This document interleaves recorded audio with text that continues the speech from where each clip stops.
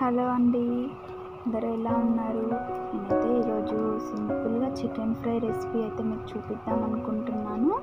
చూసారా, చూడడానికి ఎంత బాగుందో, అలాగే టేస్ట్ కూడా చాలా బాగుంటుంది. మనం ఫస్ట్ బాండి పెట్టుకొని ఫ్రైకి సరిపడా ఆయిల్, చికెన్ ఫ్రై కాబట్టి కొంచెం ఆయిల్ 3 స్పూన్స్ అలా వేసుకోవాలి. ఆనియన్స్ అండ్ చిల్లీస్ యాడ్ చేసుకున్నాను. అల్లం వెల్లుల్లి పేస్ట్ కొంచెమే, ఒక ½ టేబుల్ స్పూన్ వేసుకోవాలి. ఎందుకంటే నేను మ్యారినేట్ చేసిన చికెన్లో యాడ్ చేశాను ఆల్రెడీ. నెక్స్ట్ మనం కరివేపాకు వేసుకోవాలి. ఫ్రైకి కరివేపాకు వేసుకుంటే చాలా బాగుంటుంది. నేను ½ కేజీ చికెన్ తీసుకొని మనం అన్ని మసాలాలన్నీ పట్టించి పక్కకు పెట్టాను. ఆ చికెన్ ఇప్పుడు ఈ ఫ్రైలో యాడ్ చేయాలి. మంచిగా ఆ నూనె మొత్తం మనకి చికెన్కి పట్టే వరకు కలుపుతూ ఉండాలి. తర్వాత మనం మూత పెట్టి కవర్ చేయాలి. 5 మినిట్స్ తర్వాత చూస్తే ఇలా మొత్తం మంచిగా నీళ్ళన్నీ ఇనికిపోయి ఫ్రై మాత్రం బాగా అవుతుంది.